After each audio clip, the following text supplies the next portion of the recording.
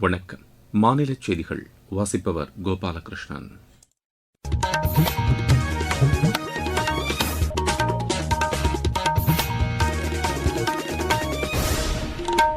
தலைப்புச் செய்திகள். நாடு முழுவதும் விமான போக்குவரத்து இணைப்பை விரைவாக விரிவுபடுத்துவதில் மத்திய அரசு உறுதிபூண்டுள்ளதாக பிரதமர் திரு நரேந்திர மோடி தெரிவித்துள்ளார். பல்வேறு வளர்ச்சியடைந்த நாடுகளுடன் 9 தடையற்ற வர்த்தக ஒப்பந்தங்கள் மேற்கொள்ளப்பட்டுள்ளதாக மத்திய அரசு கூறியுள்ளது. மேற்காசியாவில் நிலவும் தற்போதைய சூழலில் அரசு மேற்கொண்டு வரும் நடவடிக்கைகளுக்கு அனைத்து எதிர்க்கட்சிகளும் ஆதரவளித்துள்ளதாக மத்திய அமைச்சர் திரு கிரண் ரிஜிஜூ தெரிவித்துள்ளார். ரயில் தகவல் தொடர்பு உள்கட்டமைப்பு மற்றும் பாதுகாப்பு அம்சங்களுக்காக 1200 கோடி ரூபாய் மதிப்பிலான திட்டங்களுக்கு ரயில்வே அமைச்சகம் ஒப்புதல் அளித்துள்ளது. 20 வயதுக்குட்பட்டோருக்கான தெற்காசிய கால்பந்து சாம்பியன் போட்டியில் இந்தியா இன்று பாகிஸ்தானை எதிர்கொள்கிறது. இனி விரிவான செய்திகள். நாடு முழுவதும் விமான போக்குவரத்து இணைப்பை விரைவாக விரிவுபடுத்துவதில் மத்திய அரசு உறுதிபூண்டுள்ளதாக பிரதமர் திரு நரேந்திர மோடி தெரிவித்துள்ளார். உடான் திட்டத்தை அடுத்த 10 ஆண்டுகளுக்கு நீட்டிக்க மத்திய அமைச்சரவை ஒப்புதல் அளித்துள்ளது குறித்து சமூக வலைதளத்தில் பதிவிட்டுள்ள அவர், இத்திட்டத்தின் மூலம் 2வது மற்றும் 3ஆம் நிலை நகரங்களில் புதிய விமான நிலையங்களும் ஹெலிபேடுகளும் அமைக்கப்படும் என்று கூறியுள்ளார். இது தொலைதூர பகுதிகளில் வேலைவாய்ப்பு, வர்த்தகம் மற்றும் சுற்றுலாவை மேம்படுத்துவதோடு பொருளாதார வளர்ச்சிக்கு புதிய உத்வேகம் அளிக்கும் என்றும் பிரதமர் தெரிவித்துள்ளார். நாட்டின் 2031-35ஆம் ஆண்டுக்கான பருவநிலை திட்டத்திற்கு மத்திய அமைச்சரவை ஒப்புதல் அளித்துள்ளது. புதுதில்லியில் பிரதமர் திரு நரேந்திர மோடி தலைமையில் நடைபெற்ற அமைச்சரவைக் கூட்டத்தில் இதற்கான முடிவு மேற்கொள்ளப்பட்டது. இதுகுறித்து செய்தியாளர்களிடம் பேசிய தகவல் ஒலிபரப்புத்துறை அமைச்சர் திரு அஸ்வினி வைஷ்ணவ், கரியமில வாயுவை குறைப்பதற்கான பாரிஸ் ஒப்பந்தத்தின் இலக்குகளை மேம்படுத்தும் வகையில் இம்முடிவு எடுக்கப்பட்டுள்ளதாக தெரிவித்தார். 2035ஆம் ஆண்டுக்குள் கரியமில வாயு வெளியீட்டை 47% அளவிற்கு குறைக்க இந்தியா உறுதிபூண்டுள்ளதாகவும் அவர் கூறினார். புதைப்படிவமற்ற எரிபொருள் திறனை 2035ஆம் ஆண்டுக்குள் 60% அதிகரிப்பதற்கும் இலக்கு நிர்ணயிக்கப்பட்டுள்ளதாக திரு அஸ்வினி வைஷ்ணவ் தெரிவித்தார். இந்தியா பல்வேறு வளர்ச்சியடைந்த நாடுகளுடன் 9 தடையற்ற வர்த்தக ஒப்பந்தங்களை மேற்கொண்டுள்ளதாக மத்திய வர்த்தக மற்றும் தொழில்துறை அமைச்சர் திரு பியூஷ் கோயல் தெரிவித்துள்ளார். புதுதில்லியில் நடைபெற்ற நிகழ்ச்சி ஒன்றில் பேசிய அவர், இந்த ஒப்பந்தங்கள் உலக அளவிலான வர்த்தகத்தில் சுமார் 2/3 பங்கு அளவிற்கு சந்தை வாய்ப்புகளை அளிக்கும் என்று தெரிவித்தார். நாட்டின் தொழில்துறையினர், விவசாயிகள், குறு சிறு மற்றும் நடுத்தர நிறுவனங்கள், கைவினைஞர்கள் ஆகியோர் தரத்தில் உரிய கவனம் செலுத்துவதன் வாயிலாக இந்த வாய்ப்புகளை பயன்படுத்திக் கொள்ள முடியும் என்று அவர் வலியுறுத்தினார். இந்த தடையற்ற வர்த்தக ஒப்பந்தங்கள் இந்திய பொருட்கள் மற்றும் சேவைகளுக்கு குறைந்த அல்லது வரியில்லாத அளவில் உலகளாவிய சந்தை வாய்ப்புகளை ஏற்படுத்தியுள்ளதாக அவர் தெரிவித்தார். இது இந்திய ஏற்றுமதியாளர்களுக்கு பயனளிக்கும் என்றும் அவர் கூறினார். பெருநிறுவனங்கள் நிகர லாபத்தில் 5% சமூக பொறுப்பிற்காக செலவிடுவதை பாராட்டுவதாக திரு பியூஷ் கோயல் குறிப்பிட்டார். மேற்காசியாவில் நிலவும் தற்போதைய சூழலில் அரசு மேற்கொண்டு வரும் நடவடிக்கைகளுக்கு அனைத்து எதிர்க்கட்சிகளும் தங்களின் ஆதரவை அளித்துள்ளதாக மத்திய அமைச்சர் திரு கிரண் ரிஜிஜூ தெரிவித்துள்ளார். மேற்காசியாவில் நிலவும் சூழல் குறித்து புதுதில்லியில் நேற்று நடைபெற்ற அனைத்துக் கட்சி கூட்டத்திற்கு பின் செய்தியாளர்களிடம் பேசிய அவர் இதனை தெரிவித்தார். அப்போது எதிர்க்கட்சித் தலைவர்கள் எழுப்பிய அனைத்து கேள்விகளுக்கும் அரசு பதிலளித்ததாகவும், இக்கூட்டத்தில் பங்கேற்றதற்காக அனைத்து கட்சியினருக்கும் நன்றி தெரிவித்துக் கொள்வதாகவும் திரு கிரண் ரிஜிஜூ குறிப்பிட்டார். தகவல் தொடர்பு உள்கட்டமைப்பை மேம்படுத்தவும், கவாச் தானியங்கி ரயில் பாதுகாப்பு அமைப்பை பல்வேறு மண்டலங்களில் விரிவுபடுத்தவும் ரயில்வே அமைச்சகம் முடிவு செய்துள்ளது. இதற்காக 1200 கோடி ரூபாய் மதிப்பிலான திட்டங்களுக்கு ஒப்புதல் அளித்துள்ளது. மேம்பட்ட கண்ணாடி இழை தகவல் தொடர்பு அமைப்புகள் மற்றும் பாதுகாப்பு வழிமுறைகள் மூலம் ரயில்வே கட்டமைப்பை வலுப்படுத்துவதே இத்திட்டங்களின் நோக்கம் என்று ரயில்வே அமைச்சகம் கூறியுள்ளது. பாதுகாப்பு நடவடிக்கைகள் குறித்து குறிப்பிட்டுள்ள அந்த அமைச்சகம், தமிழ்நாடு, கேரளா, கர்நாடகா ஆகிய மாநிலங்களில் அதிக போக்குவரத்துள்ள வழித்தடங்களில் 548 கிலோமீட்டர் தொலைவிற்கு 300 கோடி ரூபாய்க்கும் அதிகமான செலவில் உள்நாட்டிலேயே தயாரிக்கப்பட்ட ரயில் மோதல் தவிர்ப்புக்கான புதிய கவாச் முறை பயன்படுத்தப்படும் என்று தெரிவித்துள்ளது. இது முக்கிய சூழல்களில் தாமாகவே பிரேக்குகளை பயன்படுத்துவதன் மூலம் ரயில் மோதல்களை தடுக்கும் வகையில் வடிவமைக்கப்பட்டுள்ளது என்றும், அதிக போக்குவரத்து மிக்க வழித்தடங்களில் இது பாதுகாப்பை மேம்படுத்தும் என்றும் ரயில்வே அமைச்சகம் கூறியுள்ளது. நீங்கள் கேட்டுக்கொண்டிருப்பது மாநில செய்தி அறிக்கை.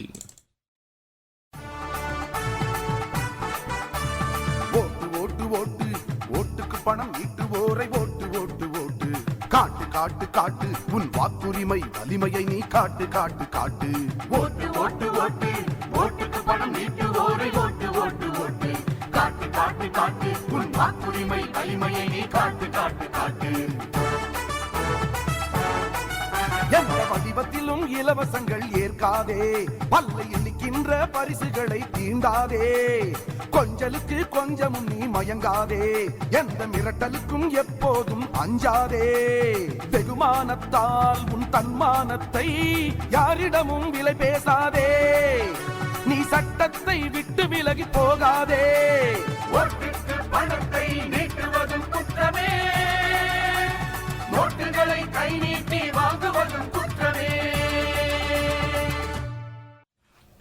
பிரதமர் திரு நரேந்திர மோடி தலைமையிலான அரசின் முயற்சிகளால் ஒவ்வொரு பழங்குடியின இளைஞரும் விளையாட்டுத் துறையில் சாதிப்பதற்கான வாய்ப்பை பெறுகின்றனர் என்று மத்திய அமைச்சர் திரு மன்சுக் மாண்டவியா கூறியுள்ளார். சத்தீஸ்கட் மாநிலம் ராய்ப்பூரில் நாட்டின் முதலாவது கேலோ இந்தியா பழங்குடியினர் விளையாட்டுகளை நேற்று அவர் தொடங்கி வைத்தது குறித்து சமூக வலைதளத்தில் பதிவிட்டுள்ளார். ஒலிம்பிக் போட்டிகளில் பங்கேற்கும் வீரர்கள் இந்த கேலோ இந்தியா விளையாட்டுகள் மூலம் தயாராவதாகவும் அவர் தெரிவித்துள்ளார். விளையாட்டுகள் தற்போது நாட்டின் கடைக்கோடி பகுதிகளை அடைந்துள்ளதாகவும் இதனை பழங்குடியின வீரர்களின் உற்சாகமான பங்கேற்பு மூலம் அறிந்து கொள்ள முடியும் என்றும் திரு மன்சுக் மாண்டவியா குறிப்பிட்டுள்ளார். இந்த கேலோ இந்தியா பழங்குடியின விளையாட்டுகள் சத்தீஸ்கரின் 3 நகரங்களில் அடுத்த மாதம் 3ஆம் தேதி வரை நடைபெறவுள்ளது. தமிழக சட்டப்பேரவைத் தேர்தலில் வேட்புமனு தாக்கல் வரும் 30ஆம் தேதி தொடங்கி அடுத்த மாதம் 6ஆம் தேதி வரை நடைபெறவுள்ளது. இந்நிலையில் மொத்தமுள்ள 8 நாட்களில் 4 நாட்கள் மட்டுமே மனுக்களை தாக்கல் செய்ய முடியும் என்று மாநில தலைமை தேர்தல் அதிகாரி திருமதி அர்ச்சனா பட்நாயக் தெரிவித்துள்ளார். இதுகுறித்து அவர் வெளியிட்டுள்ள செய்திக்குறிப்பில் பொது விடுமுறையாக அரசால் அறிவிக்கப்பட்டுள்ள இம்மாதம் 31ஆம் தேதி அடுத்த மாதம் 1, 3 மற்றும் 5ஆம் தேதிகளில் வேட்புமனுக்களை தாக்கல் செய்ய இயலாது என்று குறிப்பிட்டுள்ளார்.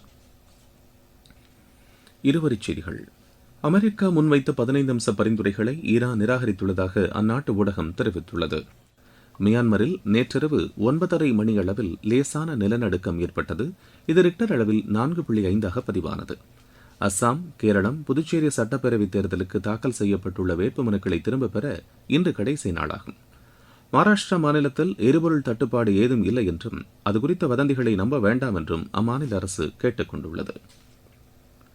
கள்ளக்குறிச்சி அருகே திருக்கோவிலூரில் ஆவணங்களின்றி எடுத்துச் செல்லப்பட்ட 1,74,000 ரூபாயை தேர்தல் பறக்கும் படையினர் பறிமுதல் செய்தனர். திருவாரூர் மாவட்டம் நன்னிலம் அருகே சிறுமிக்கு பாலியல் வன்கொடுமை செய்த வழக்கில் குற்றவாளிக்கு இரட்டை ஆயுள் தண்டனை விதித்து மாவட்ட மகளிர் நீதிமன்றம் தீர்ப்பளித்துள்ளது. ஈரோடு மாவட்டம் பவானி அருகே வீட்டில் புகுந்த சாரை பாம்பை வளர்ப்பு நாயை தூண்டி கடிக்க வைத்து வீடியோ எடுத்து சமூக வலைதளத்தில் வெளியிட்டவருக்கு வனத்துறையினர் 4,000 ரூபாய் அபராதம் விதித்தனர். தூத்துக்குடியிலிருந்து இலங்கைக்கு படகு மூலம் கடத்துவதற்காக பதுக்கி வைத்திருந்த 25 லட்சம் ரூபாய் மதிப்பிலான விரலி மஞ்சள் மற்றும் பீடி இலைகளை காவல்துறையினர் பறிமுதல் செய்தனர். காஞ்சிபுரம் கூட்டுறவு இணைப்பதிவாளர் அலுவலக வளாகத்தில் நடைபெற்ற தேர்தல் விழிப்புணர்வு உறுதிமொழி நிகழ்ச்சியில் பல்வேறு தரப்பினர் கலந்து கொண்டனர். சென்னை மூலக்கடை, பெரம்பூர் பகுதிகளில் அதிவேகமாக ஆபத்தான முறையில் இருசக்கர வாகனங்களை ஓட்டிய 10 பேரை காவல்துறையினர் கைது செய்து அவர்களிடமிருந்து 9 வாகனங்களை பறிமுதல் செய்தனர். சென்னை மாவட்டத்தில் நேற்று உரிய ஆவணங்களின்றி எடுத்துச் செல்லப்பட்ட 2,36,000 ரூபாயை தேர்தல் பறக்கும் படையினர் பறிமுதல் செய்தனர். விளையாட்டுச் செய்திகள். 20 வயதுக்குட்பட்டோருக்கான தெற்காசிய கால்பந்து சாம்பியன் போட்டியில் இந்தியா இன்று பாகிஸ்தானை எதிர்கொள்கிறது. மாலையில் நடைபெறும் இப்போட்டி மாலை மணி 3:45க்கு தொடங்குகிறது. இந்தியா தமது 2வது ஆட்டத்தில் நாளை மறுநாள் பங்களாதேஷை எதிர்கொள்கிறது. இத்தாலியில் நடைபெற்று வரும் சர்வதேச டென்னிஸ் போட்டியில் இந்தியாவின் கலியந்தா பூனாச்சா, தாய்லாந்தின் இசாரோ இணை காலிறுதிக்கு முன்னேறியுள்ளது. ஆடவர் இரட்டையர் பிரிவு காலிறுதிக்கு முந்தைய சுற்றில் இந்த இணை 6-4, 6-3 என்ற செட் கணக்கில் நெதர்லாந்தின் ஜார்னோ ஜான்ஸ், செக் குடியரசின் டேவிட் போல்ஜாக் இணையை வென்றது. மீண்டும் தலைப்புச் செய்திகள். நாடு முழுவதும் விமான போக்குவரத்து இணைப்பை விரைவாக விரிவுபடுத்துவதில் மத்திய அரசு உறுதி பூண்டுள்ளதாக பிரதமர் திரு நரேந்திர மோடி தெரிவித்துள்ளார். பல்வேறு வளர்ச்சியடைந்த நாடுகளுடன் 9 தடையற்ற வர்த்தக ஒப்பந்தங்கள் மேற்கொள்ளப்பட்டுள்ளதாக மத்திய அரசு கூறியுள்ளது. மேற்காசியாவில் நிலவும் தற்போதைய சூழலில் அரசு மேற்கொண்டு வரும் நடவடிக்கைகளுக்கு அனைத்து எதிர்க்கட்சிகளும் ஆதரவளித்துள்ளதாக மத்திய அமைச்சர் திரு கிரண் ரிஜிஜு தெரிவித்துள்ளார். ரயில் தகவல் தொடர்பு உள்கட்டமைப்பு மற்றும் பாதுகாப்பு அம்சங்களுக்காக 1,200 கோடி ரூபாய் மதிப்பிலான திட்டங்களுக்கு ரயில்வே அமைச்சகம் ஒப்புதல் அளித்துள்ளது. 20 வயதுக்குட்பட்டோருக்கான தெற்காசிய கால்பந்து சாம்பியன் போட்டியில் இந்தியா இன்று பாகிஸ்தானை எதிர்கொள்கிறது. இத்துடன் இந்த செய்தி அறிக்கை நிறைவு பெறுகிறது.